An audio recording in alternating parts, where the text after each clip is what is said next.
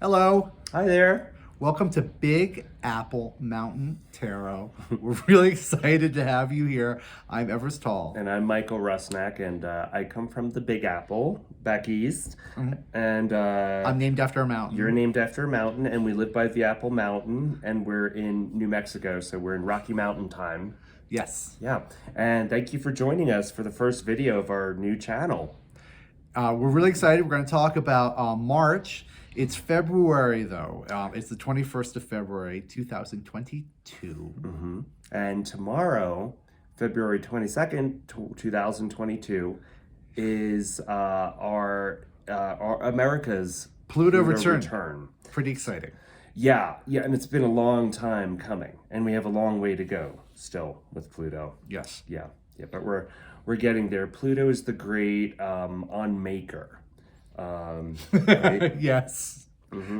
It's our outermost planet and it has a really big influence. Its orbit around the sun is 200 and how many years? 248 years. 48 years. So 246 years ago, 1776, Pluto was in the same degree in 1776 that it is right now. Yeah. While the Declaration of Independence was being signed. Yeah. Or was it the Constitution? No, the Declaration of Independence. What year was the Constitution? 1787, I think. You're so smart.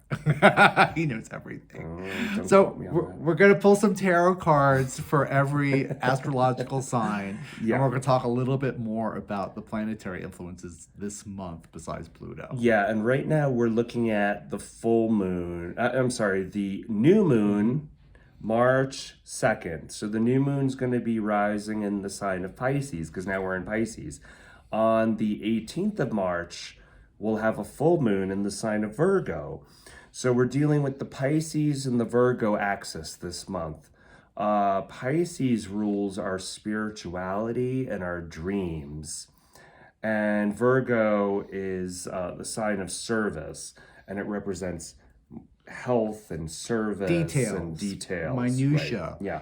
So through this month, as we're getting to the full moon, we're going to be trying to find balance between these two, between the spiritual and unpractical side of ourselves and the very practical and the day-to-day side of ourselves. So that's where we are at the time of the new moon. Also at that time, we're going to be in a stellium. We have a stellium between the sun, the moon, Jupiter, and Neptune. So they're all together in Pisces. Yeah. And with this energy, this could be awakening our deep dreams, right? In fact, I have been dreaming a lot more. Yeah, it's unconscious, it's the dreams. It's a really good time to be kind of like wishing upon a star. Yeah. And dreaming really, really big. We're in the last kind of moments of the astrological year. And with Jupiter there, I'd always urge you caution, because Jupiter has a habit of promising big promises. So, okay, dream big, but like the song says, hold on loosely, don't let go, because if you cling too tightly, you're going to lose control. yeah, exactly. Yeah. And then Mars and Venus have been very sweetly conjunct. They have been It's very been sweet. beautiful. So since Valentine's Day of last month, it's been just high passions, and Mars and Venus, they really do temper one another, and it's a beautiful energy. At the time of the new moon, also on the 2nd, there will be a triple conjunction where Mars and Venus and Pluto will all be at the same degree, 27 degrees. Capricorn. Yeah. So do you think we should pull some cards now? I guess we could pull some cards now. Let's Yeah, pull we some could cards. start for now. This is just for the month of March. Right? This is just for the month of March. I'm going to pull one card, real quick and simple, for each astrological sign, sun and rising. So we'll start with Aries. If you're an Aries sun or an Aries rising, Would you then like me to cut the I would deck? love for you to cut the cards. All right. Right there. Okay. Okay. Ha! That's fantastic. So Aries is a fire sign. Here we go. We got an Ace of Wands. This represents fire. And in fact, this month, yes, we move into Aries on the 20th. Yeah. This is your energy for the month of March. Yeah, it's a really, really strong, beautiful fire energy. New passions. New passions, new ideas, new life springing forth. Yeah. Fantastic. And in fact, on the 20th, when the sun moves into Aries, there will be a conjunction between Mercury and Jupiter in Pisces. Oh, that's so that's a beautiful. day of gorgeous inventiveness. So that'll feel like your birthday, whether it is your birthday or not. Okay, Taurus and Taurus rising. Okay, we got Five of Pentacles. We have these two characters left out in the cold. They are outside of the church. They're destitute and they're kind of needing to ask for help. If they go into the church, they will receive charity. So this one's really kind of asking our Taurus friends. Reevaluate. Well, just look at your own values. Yeah. It's not so much about materialistic things. It could be the spiritual side of everything too. Yeah. Right. But it's about temperance. Temperance and asking Finding for balance. help, which isn't the easiest thing to do for people. No. Okay. Now we have Gemini. Okay. We've got the Four of Wands. So here we have this happy. Yeah, Gemini is going to have an easy time this month. Yeah. Yeah. This is lovely. So you're coming in to this town square, and there's a party that's being set up. It's a wedding, it's a gathering, it's a party, and you're being welcomed into this space underneath the Four Wands. Lovely. Now we have Cancer. Yeah. Okay, Cancer. We have the Queen. The Queen of Pentacles. The Queen of Pentacles. Yeah. Beautiful card. We have the Queen here. She's sitting on her throne, and she is engaged in her pentacle. It kind of looks like a womb. I feel like this has a pregnancy aspect to it. And it's got that earth. That maternal beauty. Yeah, maternal beauty. Cancer is a feminine sign. It rules motherhood. Yeah, beautiful earth nurturing for our Cancers. Next we have Leo. Oh, that's me. Yeah, Mike's a Leo. I love Leos. Okay. Hey, hey, good for you, Leos. We win again. Leos win. Okay, you got the sun. Sun sign, you got the sun. Everything goes up roses for Leos. It usually goes that way when we're moving into Aries season anyway, because like fire signs. Yeah, that fire vibration's really beautiful. Any excuse for an explosion. Yeah. Okay, so then after Leo, we have Virgo. Virgo. Okay, Virgo. Interesting. So you are part of this so this is axis. the five of cups. Yes, we're in the Virgo Pisces axis. Yes, just be careful as we get close to this full moon on the 18th. Just strive to find balance between the practical and the impractical. The other thing that's happening at the time of the full moon, we're going to have this gorgeous trine to Pluto, suggesting that this is a great time for accepting that change is just inevitable. All right. So these cups, I see this gentleman is unhappy. He's across the river from this town. These cups have spilled. He's looking at what he's lost, but isn't really paying attention. There's something behind him that he's not seeing, that he still has two cups. There's a detail kind of missing in there. Also, behind him over here, there's a bridge that goes to town. So there's always a way about. If he turns around and looks in another direction, he'll see the cups that he has forgotten about and will find his way back into town. Just do your gratitude list, Virgos. Yeah, you're on the emotional kind of moon side of this this season. It'll be fine.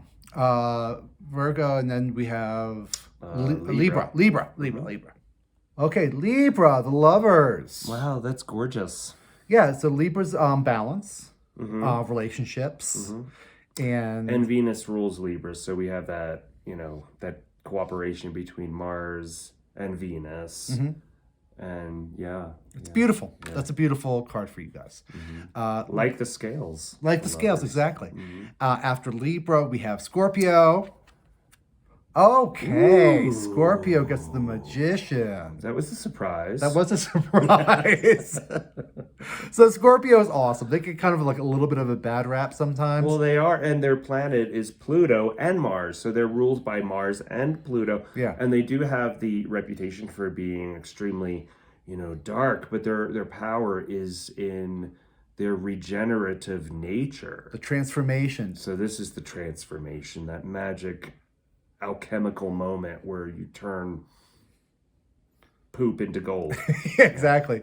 So the Magician here, you see he's got one arm raised to the sky and another one raised to the ground. On the table, he's got all of his tools of magic. He's in full control, and he is changing. He's changing his atmosphere and his environment to suit his will. So Scorpios, whatever you want, just be brave and wish upon that beautiful energy that we're getting here. What you want to transform, just really focus on it and it'll come your way. So next we have the Two of Swords, and this is for Sagittarius. Thank you, Michael. I forgot where I was. We're both dyslexic, so.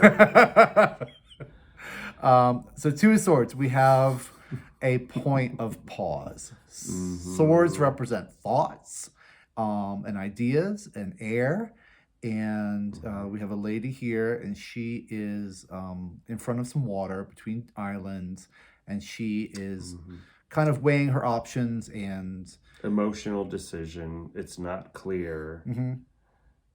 There's just this tension. There's a tension, there's a pause. I would suggest for our friends out there who are Sagittarius is not to act too rashly this month, but really kind of sit and think about where they're going to place their energies. Now we have Capricorn. Okay, Capricorn, interesting card. So that's the Seven of Swords. The Seven of Swords. So we have this gentleman here who's getting away with something. Now Capricorns could be professional perfectionists. Right. Now there's a lot of things happening in Capricorn. There's a lot. Well, you guys get the Pluto return now. The Pluto return, Mars and Venus, all conjunct in Capricorn, remaking banking, looking at toxicity. This could be, these swords left behind could be something that's just not missed. It's just not caught.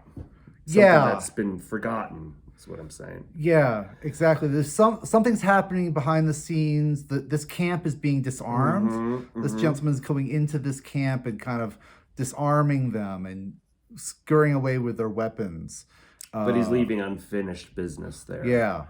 That's going to come back and bite him if he doesn't take care of it. Right. Yeah. Or resolve it or make amends or do something.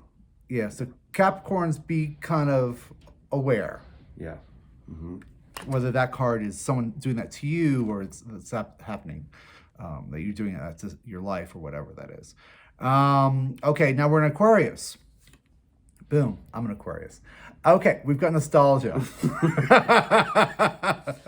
We've got, this card's very sweet, but you got to be careful because it could go two ways. Yeah. This card is it's sweet. These two children are enjoying this lovely moment away from the adults. It could be careful of the trappings of nostalgia, right? Exactly. Yeah. Think in the present, Aquariuses. Think futuristically. In unknown worlds, not like like 1930s futurism, but really, futuristically on the world that you want to be living in. With an eye towards community. Exactly, exactly. And now we have our beautiful Pisces friends. Interesting. Okay. Ooh, the Knight of Pentacles. The Knight of Pentacles. This is fascinating. This is kind of... This is reminding me of staying suspended in that dream state. Just keep dreaming big. Don't act. Just keep dreaming and see what comes up. Yeah. So, this is the one time we're really being allowed to dream. Allowed and encouraged by the planets. Yeah. And to really just kind of let yourself go. It's 12th house. Just fall into the subconscious, let yourself fantasize about what you want out of the world and where things are going to be. This gentleman here, he's fully armored. He's on this black horse with red, and he's still, it's And almost he's like got magma. this fresh plowed field there, just waiting. Yeah, just waiting for action, but he's waiting and sitting there, and it's got this really slow plodding, which feels like these larger planets, the slow movements of everything. So that is our 12 cards for each astrological sign, sun and rising. I hope that you found that interesting. Do you have anything else to add? I don't really. There are a couple days during this month where, Mars will be squaring Uranus on the 22nd, so be careful of that day. There might be a lot of rash and rebellious nature surprising us on that day. Just a few days before that, on the 19th, Venus will be squaring Uranus.